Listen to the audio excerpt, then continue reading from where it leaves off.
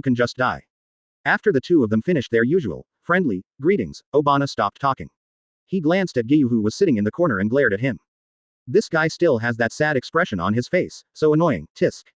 After a while, Uzui Tengen came in. He looked around and found that the Lord was not there. He immediately posed and shouted loudly to the others.